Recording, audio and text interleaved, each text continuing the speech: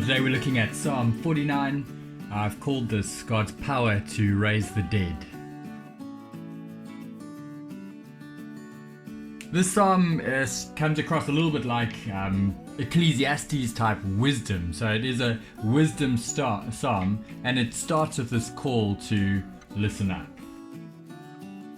And it's important that we listen well to the wisdom that we're given in the psalm. So as always, I encourage you to take some time just to read through the wisdom of the psalm yourself a few times. Look for repetition, look for interesting themes that come out.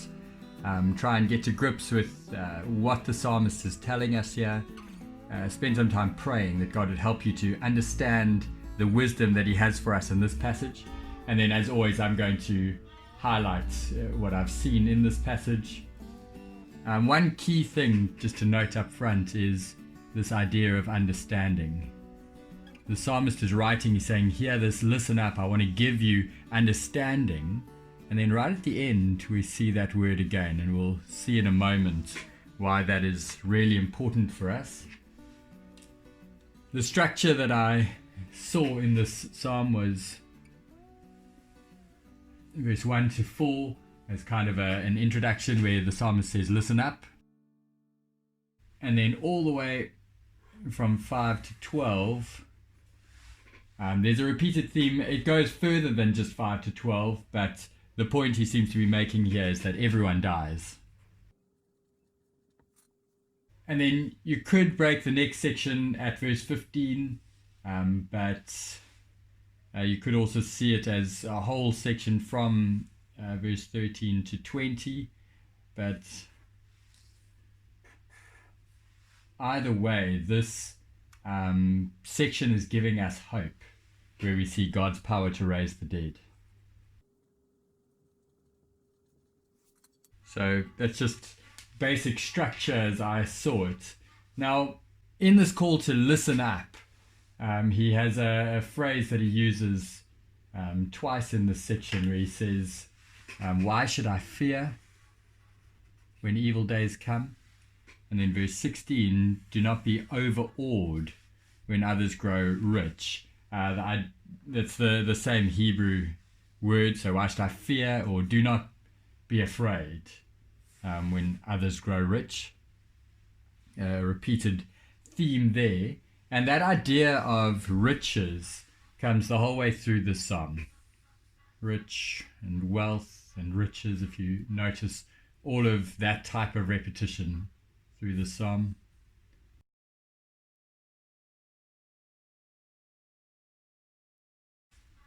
So, as we read the whole psalm, you get a feeling that the psalmist is feeling frustrated, or he's been frustrated as he's looked at the wicked deceivers and the wealthy in the world who are trusting in their wealth and boasting in their riches, and they just seem to go on as if life is always great.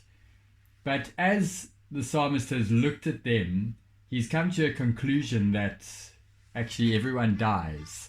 So for all of their trust in their wealth, it isn't trust that is well placed. So I just want to highlight here about the fact that everyone dies as we see it through this passage.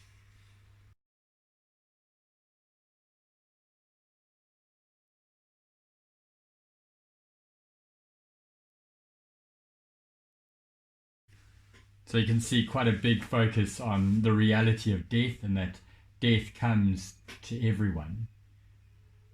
So it seems like a really bleak picture that the psalmist is painting for us. But this is what he's saying. Hear this, listen up. I've got important news to share with you. I've meditated on this, and I'm going to explain this understanding that I've now got.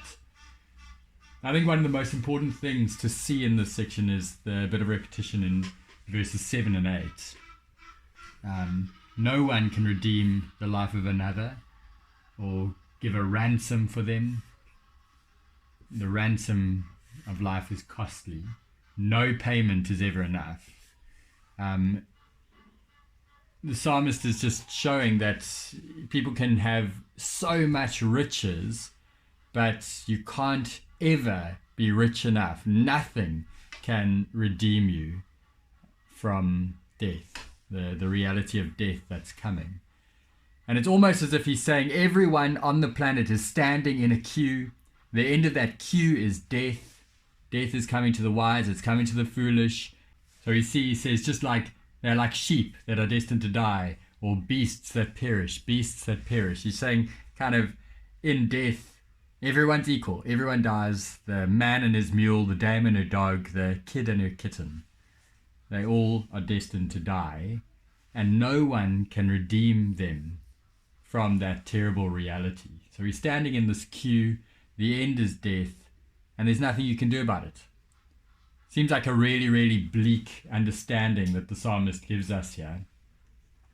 But in the psalm, although we see repeated ideas, we also see one verse that repeats, almost like a chorus in the song. And if you just see the differences in these two, if you look at verse 12 and 20 alongside one another, there's a key difference that helps us to get to grips with what's happening here. So, people despite their wealth, people who have wealth, there's a repetition, are like the beasts that perish, like the beasts that perish.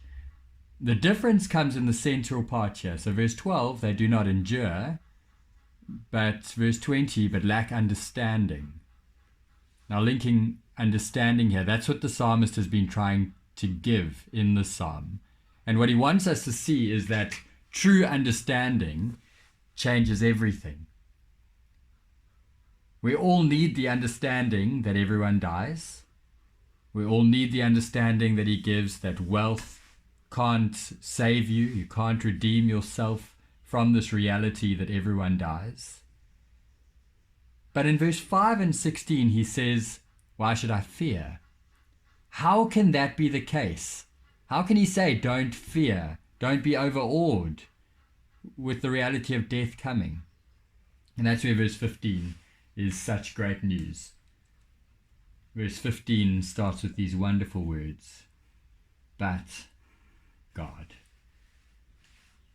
Verse 15 is the only verse where God himself is the subject. God is mentioned up there, but in this verse, God is the subject.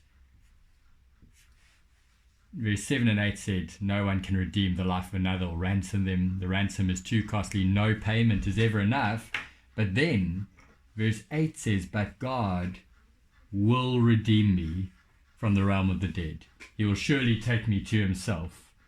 And this is a picture where we see there is hope, great hope, incredible hope in this psalm. That although no person can pay a ransom price, God will redeem me, but God will do something about this terrible situation. And the wonderful news at the end of verse 15, he will surely take me to himself. It's a reality that when you get to the end of this queue, the queue that ends in death, death is not the end. God will redeem you from the realm of the dead and take you to himself. Now, this is wisdom that the psalmist was given. God inspired him to write this, but he couldn't understand it as well as we can, because we have the privilege of having the New Testament, where we see how Jesus himself came to redeem. In Matthew 20:28, Jesus says that he came, the Son of Man did not come to be served, but to serve, and to give his life as a ransom for many. He's the one who came to redeem from the realm of the dead, so that those who trust in him can be taken to God in eternity forever. This word taken is used in Genesis 5 of Enoch and 2 Kings chapter 3 of Elijah. It's the idea of being rescued. Both Enoch and Elijah didn't see death. They were taken to be with God.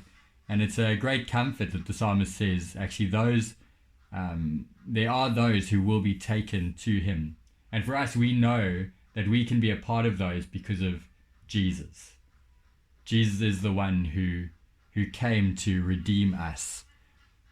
And so as you dig further into this passage, it should be a joy for you to just remember that man is destined to die once, as Hebrews tells us, but Christ died to redeem us from the judgment that we should face when we die.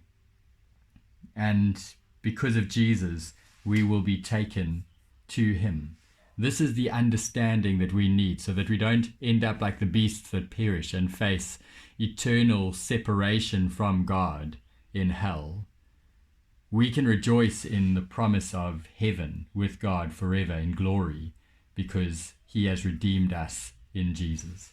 And as you teach this to others, let's help each other to rejoice in this reality. As we stand in the queue, we do not need to fear.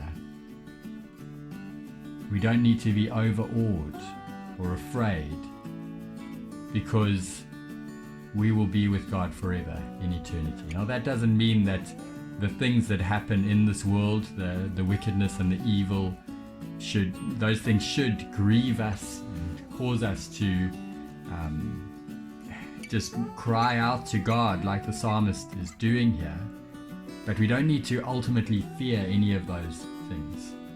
And so as you dig into this further, as you reflect on it, and as you teach it to others, may the joy of our redemption through Jesus be the thing that drives you, and may the sure hope of being with God forever in eternity carry you. Death is not the end, so we do not need to fear. Well, God bless as you dig into this further, as you teach it to others. What a joy to know that our God has the power to raise the dead.